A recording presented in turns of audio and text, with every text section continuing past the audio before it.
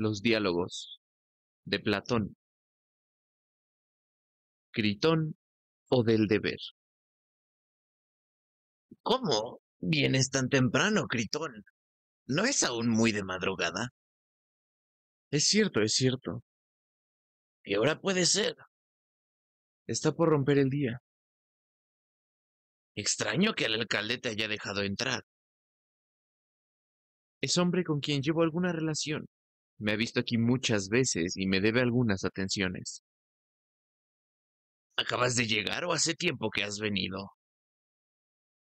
Ya tiene algún tiempo. ¿Y por qué has estado sentado cerca de mí sin decirme nada en lugar de despertarme en el acto que llegaste? Por Zeus, Sócrates. Ya me hubiera guardado yo de hacerlo. En tu lugar temería que me despertaran, porque sería despertar el sentimiento de mi infortunio. En el largo rato que estoy aquí, me he admirado al verte dormir con un sueño tan tranquilo, y no he querido despertarte con intención, para que gozaras de esos bellos momentos. En verdad, Sócrates, desde que te conozco he estado encantado de tu carácter, pero jamás tanto como en la presente desgracia, que soportas con tanta dulzura y tranquilidad.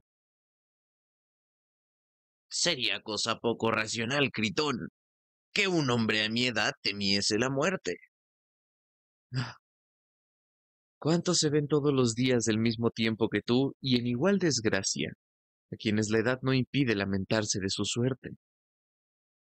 Es cierto, pero, en fin, ¿por qué has venido tan temprano? Para darte cuenta de una nueva terrible, que, por poca influencia que sobre ti tenga, yo la temo, porque llenará de dolor a tus parientes, a tus amigos. Es una noticia de lo más triste y es muy aflictiva para mí. ¿Cuál es? ¿Ha llegado de Delos el buque cuya vuelta ha de marcar el momento de mi muerte? No, pero llegará sin duda hoy, según lo que refieren los que vienen de Sumio, donde lo dejaron. Y siendo así, no puede menos que llegar hoy aquí, y mañana, Sócrates, tendrás que dejar de existir. Enhorabuena, Critón. Ojalá sea así, puesto que tal es la voluntad de los dioses. Sin embargo, no creo que llegue hoy el buque. ¿De dónde sacas esa conjetura? Voy a decírtelo. Yo no debo morir hasta el día siguiente de la vuelta de ese buque. Por lo menos eso es lo que dicen aquellos de quienes depende la ejecución. Y el buque no llegará hoy, sino mañana, como lo deduzco de un sueño que he tenido esta noche, no hace un momento. Y es una fortuna, a mi parecer, que no me hayas despertado. ¿Cuál fue ese sueño? Me ha parecido ver cerca de mí una mujer hermosa y bien formada, vestida de blanco, que me llamaba y me decía: Sócrates, dentro de 3 días estarás en la Fertilftía. ¡Qué extraño sueño, Sócrates! Es muy significativo, Critón. Demasiado, sin duda. Pero por esta vez, Sócrates, sigue mis consejos. Sálvate, porque en cuanto a mí, si mueres, además de verme privado para siempre de ti, de un amigo de cuya pérdida nadie podrá consolarme, temo que muchas gentes que no nos conocen bien ni a ti ni a mí, crean que pudiendo salvarte a costa de mis bienes de fortuna, te he abandonado. ¿Y hay cosa más indigna que adquirir la reputación de querer más el dinero que a los amigos? Porque el pueblo jamás podrá persuadirse de que eres tú el que no ha querido salir de aquí cuando yo te he estrechado a hacerlo. Pero mi querido Critón, ¿debemos hacer tanto aprecio de la opinión del pueblo? No basta que las personas más racionales, las únicas que debemos tener en cuenta, sepan de qué manera han pasado las cosas. Yo veo, sin embargo, que es muy necesario no despreciar la opinión del pueblo, y tu ejemplo nos hace ver claramente que es muy capaz de ocasionar desde los más pequeños hasta los más grandes males a los que una vez han caído en su desgracia. Ojalá, Critón, el pueblo fuese capaz de cometer los mayores males, porque de esta manera sería también capaz de hacer los más grandes bienes.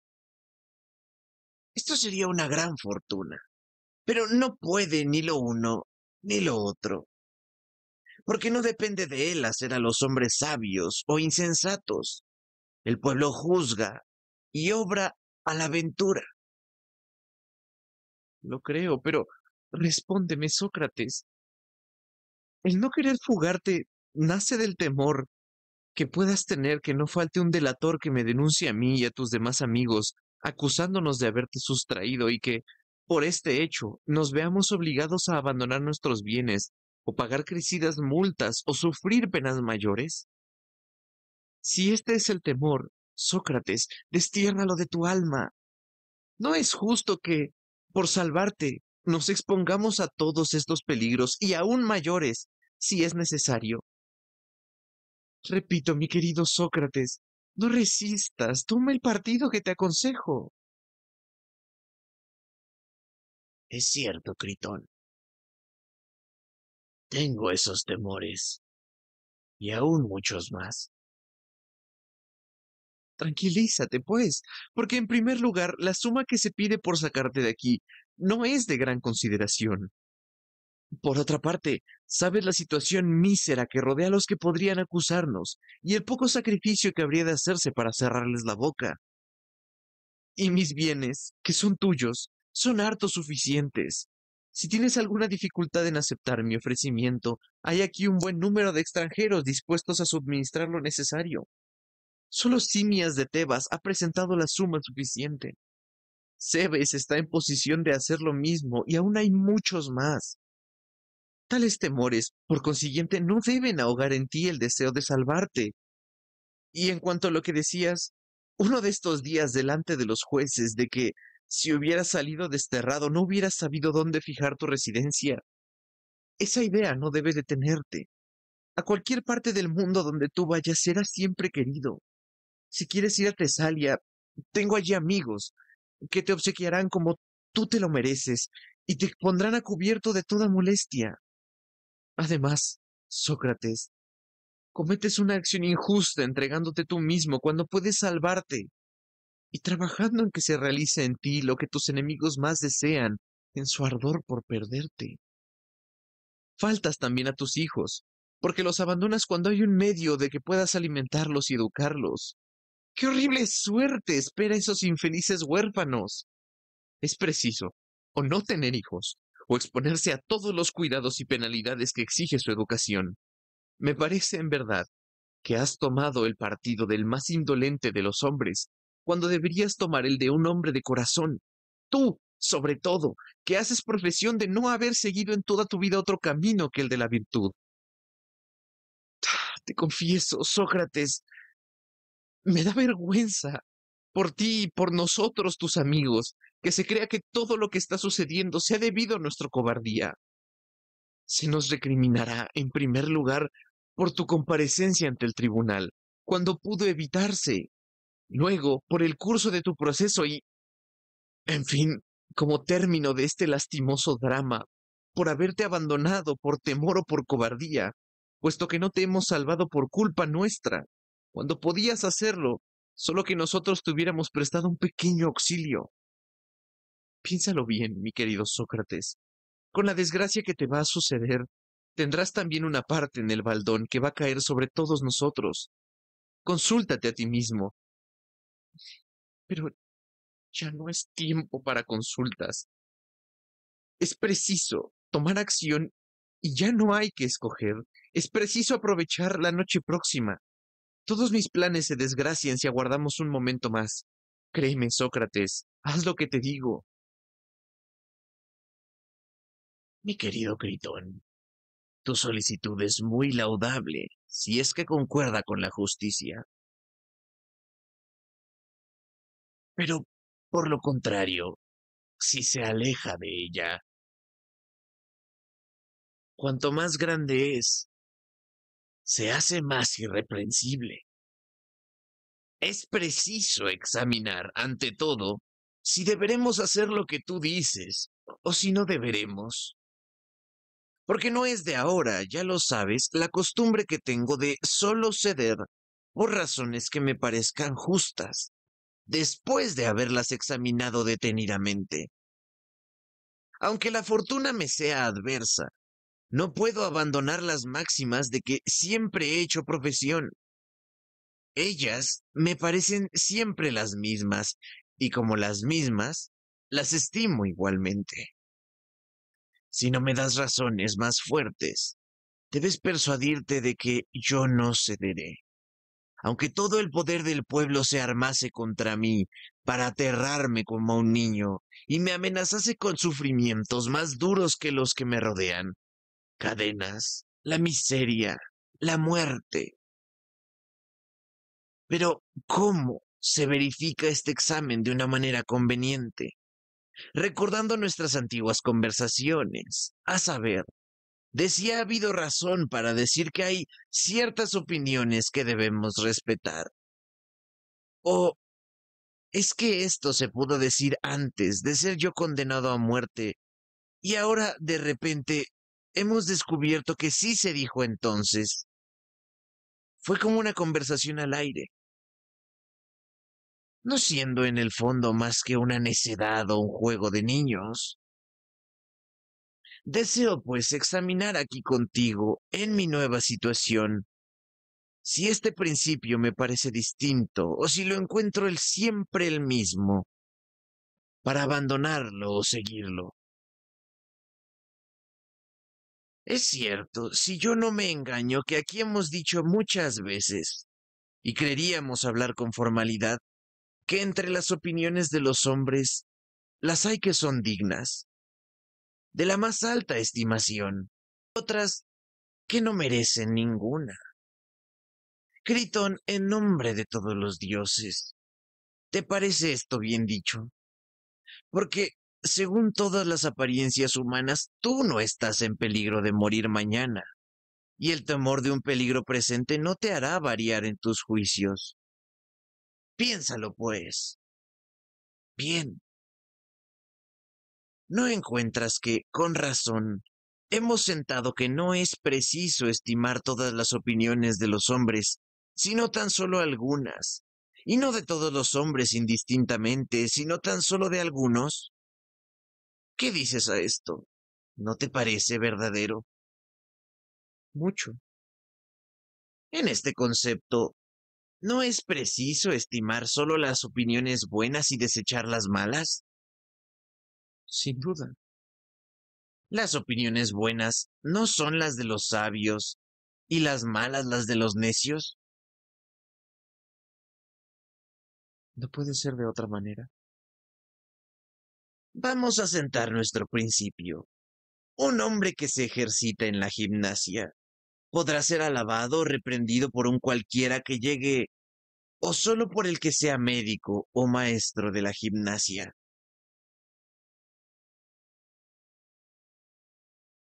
Por esos últimos solo, sin duda. Debe temer la represión y estimar las alabanzas de este solo, y despreciar lo que digan los demás. Sin duda. Por esta razón, debe ejercitarse, comer, beber, según le prescriba su maestro, y no dejarse dirigir por el capricho de todos los demás. Eso es incontestable. He aquí, sentado el principio.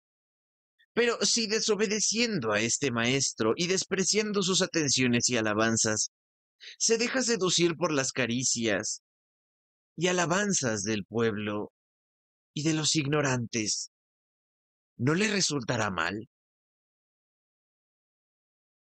¿Cómo no le ha de resultar? Pero este mal, ¿de qué naturaleza será? ¿A qué conducirá? ¿Y qué parte de este hombre afectará? A su cuerpo, sin duda, que infaliblemente se va a arruinar. Muy bien, he aquí sentado este principio. Pero, ¿no sucede lo mismo en todas las demás cosas? Porque sobre lo justo y lo injusto, lo honesto y lo inhonesto, lo bueno y lo malo, que eran en este momento la materia de nuestra discusión. Nos atendremos más bien a la opinión del pueblo que a la de un solo hombre, si se encuentra uno muy experto y muy hábil, por el que solo debamos tener más respeto y más deferencia que por el resto de los hombres. Y si nos conformamos al juicio de este único hombre, ¿no es cierto que arruinaremos enteramente lo que no vive ni adquiere nuevas fuerzas en nosotros, sino por la justicia, y que no perece sino por la injusticia? ¿O es preciso creer que todo eso es una farsa? Soy de tu dictamen, Sócrates. Estáme atento, yo te lo suplico. Si, adoptando la opinión de los ignorantes, destruimos en nosotros lo que solo se conserva por un régimen sano y se corrompe por un mal régimen, ¿podremos vivir con esta parte de nosotros mismos así, corrompida? Ahora tratamos solo de nuestro cuerpo, ¿no es verdad? De nuestro cuerpo, sin duda. ¿Y se puede vivir con un cuerpo destruido o corrompido? No, seguramente. ¿Y podremos vivir después de corrompida esta otra parte de nosotros mismos, que no tiene salud en nosotros sino por la justicia, y que la justicia destruye? ¿O creemos menos noble que el cuerpo, esta parte, cualquiera que ella sea, donde residen la justicia y la injusticia? Nada de eso. ¿No es más preciosa? Mucho más. Nosotros, mi querido Critón, no debemos curarnos de lo que diga el pueblo, sino solo lo que dirá aquel que conoce lo justo y lo injusto. Y este juez único es la verdad. ¿Ves? Por esto, que sentaste malos principios cuando dijiste que debíamos hacer caso de la opinión del pueblo sobre lo justo, lo bueno y lo honesto, y sus contrarias.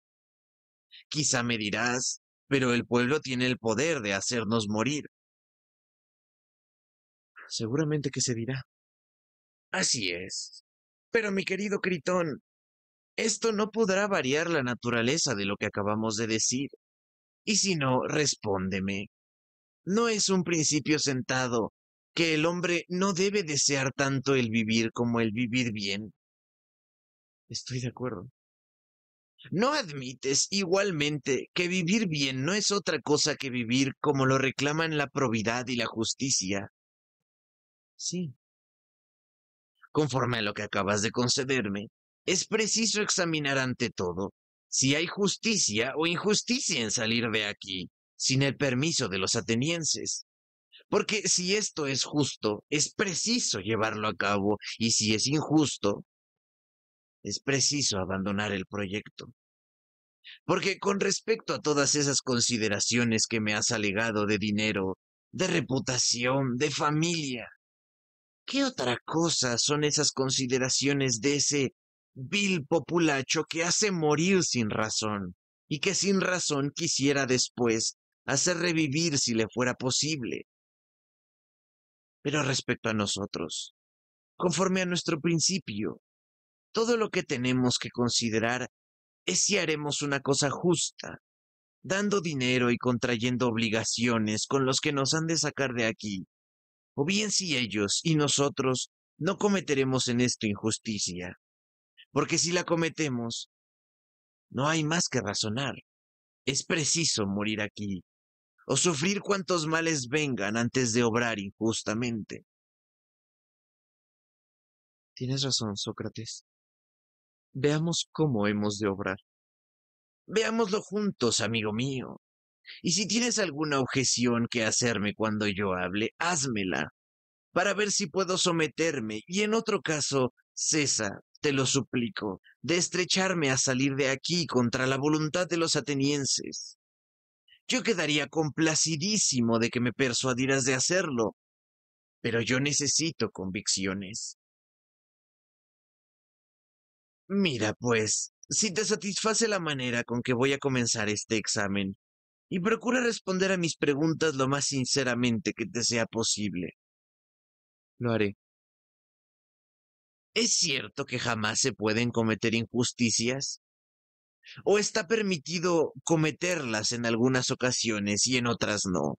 ¿O bien es absolutamente cierto que la injusticia jamás es permitida, como muchas veces hemos convenido y ahora mismo acabamos de convenir? Y todos estos juicios con los que estamos de acuerdo, ¿se han desvanecido en tan pocos días? ¿Sería posible acaso, Critón, que en nuestros años las conversaciones más serias se hayan hecho semejantes a las de los niños, sin que nos hayamos dado cuenta de ello? O más bien es preciso atenernos estrictamente a lo que hemos dicho, que toda injusticia es vergonzosa y funesta al que la comete. Digan lo que quieran los hombres, y sea bien o sea mal el que resulte. Estamos conformes. Es preciso no cometer injusticia de ninguna manera. Sí, sin duda. Entonces es preciso no hacer injusticia a los mismos que nos la hacen, aunque el vulgo crea que esto es permitido, puesto que convienes en que en ningún caso puede tener lugar la injusticia. Así me lo parece. ¿Pero qué? ¿Es permitido hacer mal a alguno o no lo es? No lo es, sin duda, Sócrates.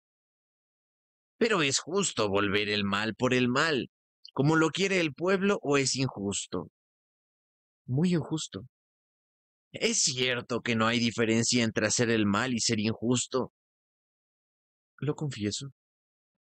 Es preciso, por consiguiente, no hacer jamás injusticia ni volver el mal por el mal, cualquiera que haya sido el que hayamos recibido.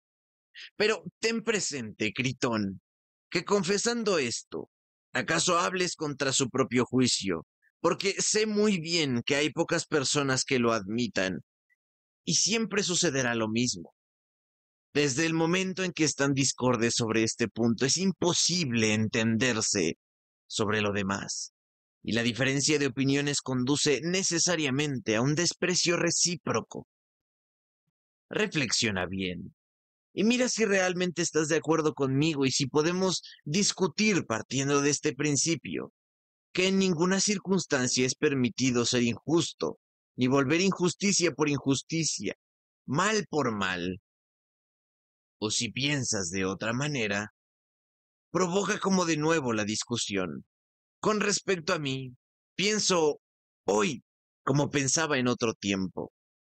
Si tú has mudado de parecer, dilo y expónme los motivos, pero si permaneces fiel a tus primeras opiniones, escucha lo que te voy a decir.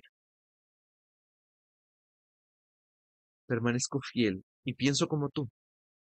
Habla. Yo te escucho. Prosigo, pues. O más bien, pregunto.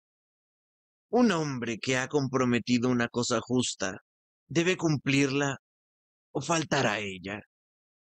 Debe cumplirla. Conforme a esto, considera si saliendo de aquí sin el consentimiento de los atenienses, haremos mal a alguno y a los mismos que no lo merecen. ¿Respetaremos o eludiremos el justo compromiso que hemos contraído? No puedo responder a lo que preguntas, Sócrates, porque no te entiendo. Veamos si de esta manera lo entiendes mejor. En el momento de la huida, o, si te agrada más, de nuestra salida, si la ley y la república misma se presentasen delante de nosotros y nos dijesen, Sócrates, ¿qué vas a hacer? La acción que preparas no tiende a trastornar, en cuanto a ti depende, a nosotros y al Estado entero. Porque ¿qué Estado puede subsistir si los fallos dados no obtienen ninguna fuerza y son eludidos por los particulares? ¿Qué podríamos responder, Critón, a este cargo y a otros semejantes que se nos podrían dirigir? Porque, ¿qué no diría especialmente un orador sobre esta infracción a la ley que ordena a los fallos dados ser cumplidos y ejecutados? ¿Responderemos nosotros que la República nos ha hecho injusticia y que no ha juzgado bien? ¿Es esto lo que responderíamos? Sí, sin duda. Se lo diríamos. ¿Qué? Dirá la ley ateniense. Sócrates, ¿no habíamos convenido en que tú te someterías al juicio de la República?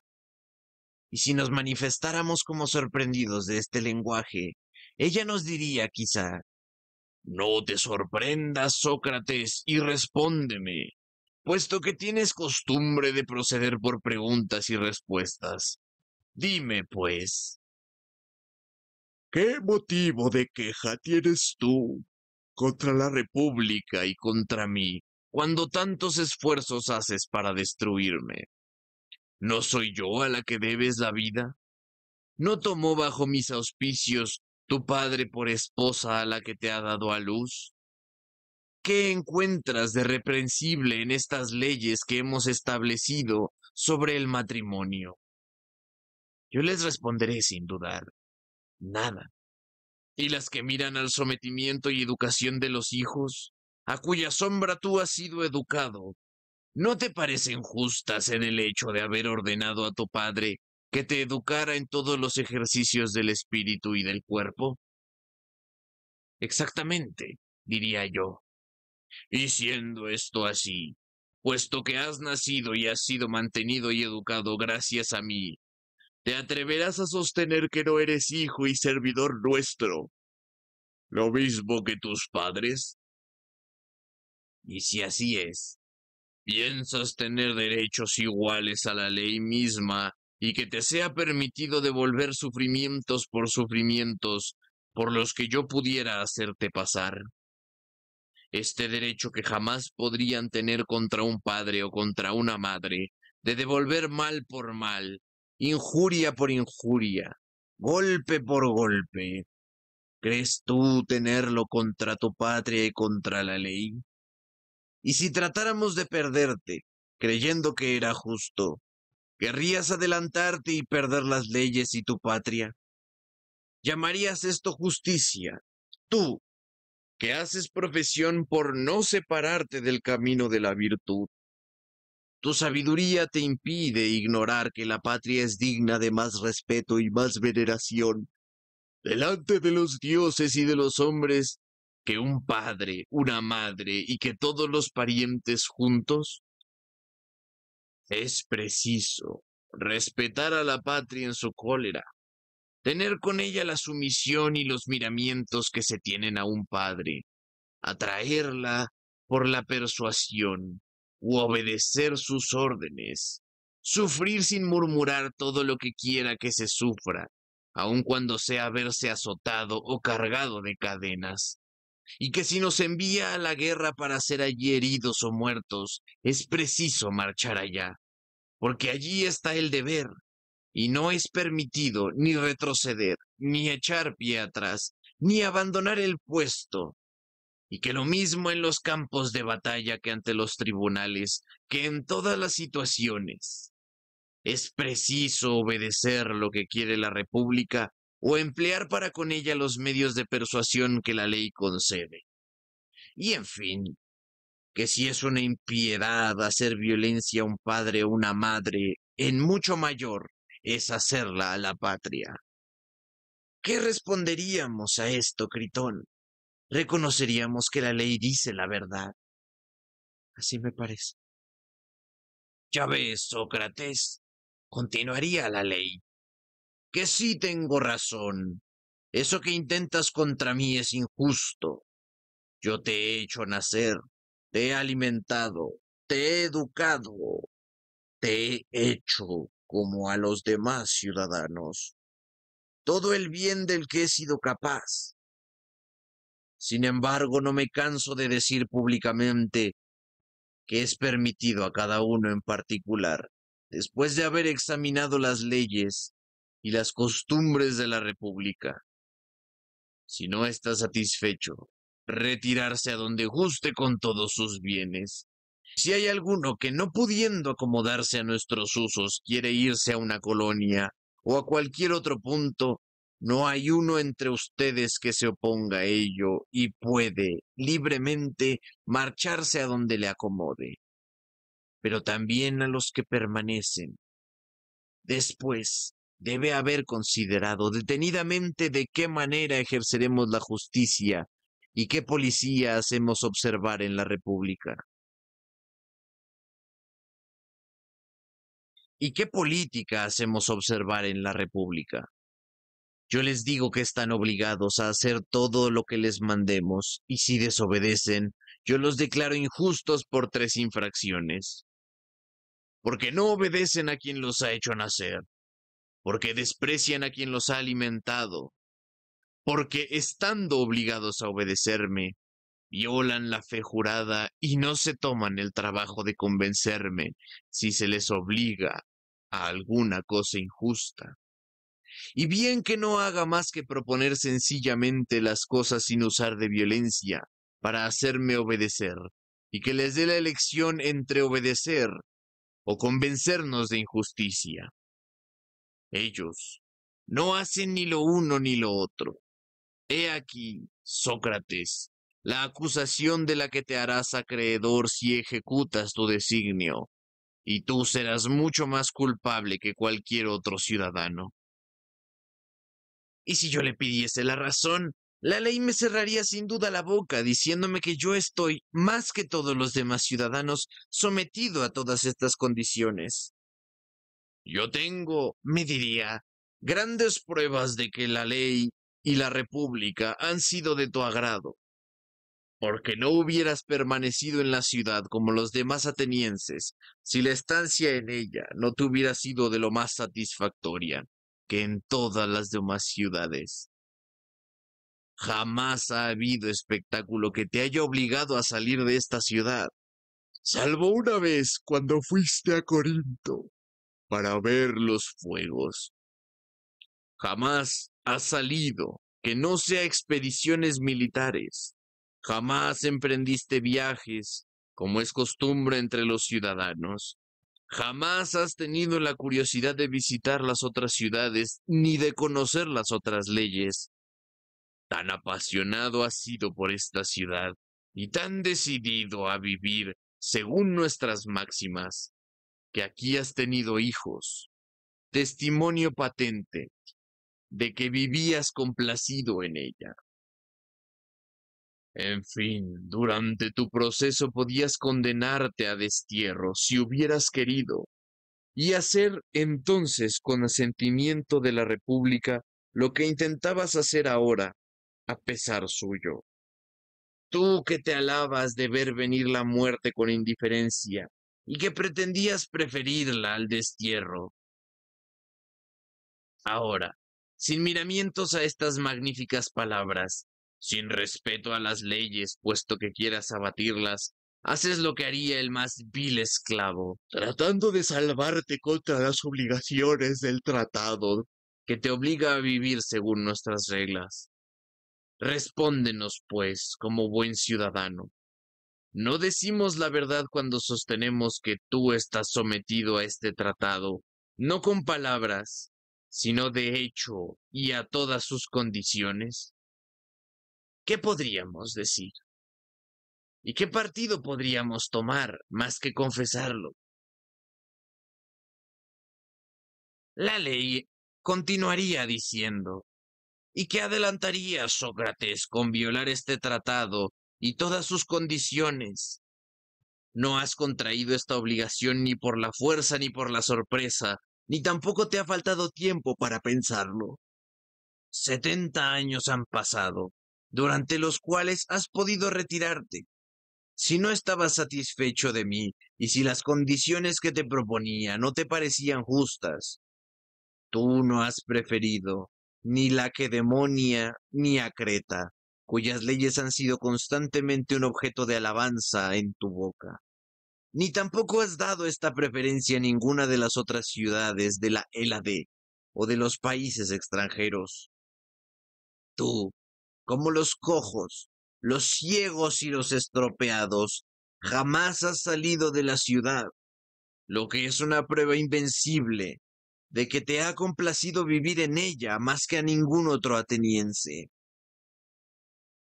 Y bajo nuestra influencia, por consiguiente, porque sin leyes, ¿qué ciudad puede ser aceptable? Y ahora te revelas y no quieres ser fiel a este pacto. Pero si no me crees, Sócrates, tú le respetarás y no te expondrás a la risa pública saliendo de Atenas, porque reflexiona un poco, te lo suplico. Qué bien resultará a ti y a tus amigos si persisten en la idea de traspasar mis órdenes. Tus amigos quedarán infaliblemente expuestos al peligro de ser desterrados de su patria o de perder sus bienes. Y respecto a ti, si te retiras a alguna ciudad vecina, a Tebas o Megara, como son ciudades muy bien gobernadas, serás mirado allí como un enemigo, porque todos los que tienen amor por su patria te mirarán con desconfianza, como un corruptor de las leyes. Les confirmarás igualmente en la justicia del fallo que recayó sobre ti, porque todo corruptor de las leyes pasará fácilmente y siempre por corrupto de la juventud y del pueblo ignorantes.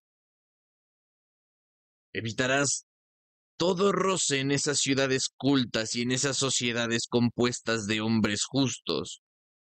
Pero entonces, ¿qué placer puedes tener en vivir?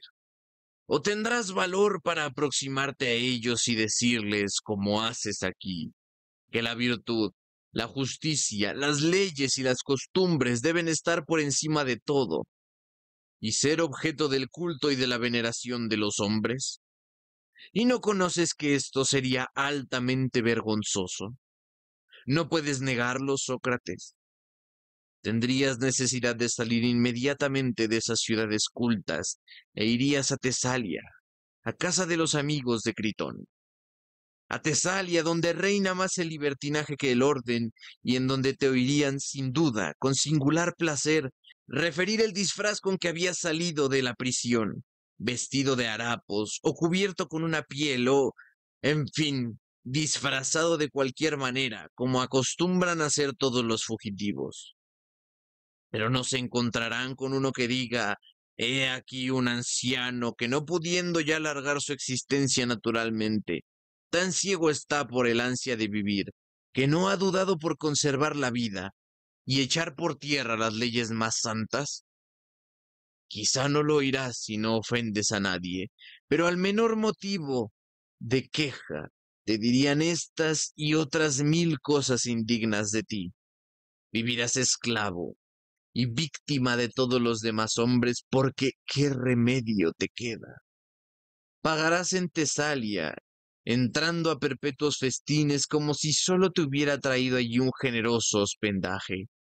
Pero entonces, ¿a dónde han ido a parar tus magníficos discursos sobre la justicia y sobre la virtud? ¿Quieres de esta manera conservarte, quizá para dar sustento y educación a tus hijos? ¿Qué? ¿Será en Tesalia donde los has de educar? ¿Creerás hacerles un bien convirtiéndolos en extranjeros y alejándolos de su patria? ¿O bien no quieres llevarlos contigo y crees que, ausente tú de Atenas, serán mejor educados viviendo tú? Sin duda tus enemigos tendrán cuidado con ellos, pero este cuidado que tus amigos tomarán en tu ausencia, ¿no lo tomarán igualmente después de tu muerte? Persuádete de que los que se dicen amigos te prestarán los mismos servicios, si es cierto que puedes contar con ellos. En fin, Sócrates, ríndete a mis razones, sigue los consejos de la que te ha dado el sustento y no te fijes ni en tus hijos, ni en tu vida, ni en ninguna otra cosa, sea lo que sea, más que en la justicia. Y cuando vayas al Hades, tendrás con qué defenderte delante de los jueces, porque desengáñate. Si haces lo que has resuelto, si faltas a las leyes, no harás tu causa ni la de ninguno de los tuyos, ni mejor, ni más justa, ni más santa, sea durante tu vida, o sea después de la muerte. Pero si mueres, morirás víctima de la injusticia y no de las leyes, sino de los hombres. En lugar de que si sales de aquí vergonzosamente, volviendo injusticia por injusticia, mal por mal, Así faltarás al pacto que te liga a mí. Dañarás a una porción de gentes que no debían esperar esto de ti. Te dañarás a ti mismo, a mí, a tus amigos, a tu patria. Yo seré tu enemigo mientras vivas, y cuando hayas muerto, nuestras hermanas leyes que rigen en los infiernos no te recibirán indudablemente, sabiendo que has hecho todos los esfuerzos posibles para arruinarme. No sigas, pues, los consejos de Critón, y sí los míos. Me parece, mi querido Critón, oír estos acentos como los coribantes creen oír las flautas sagradas.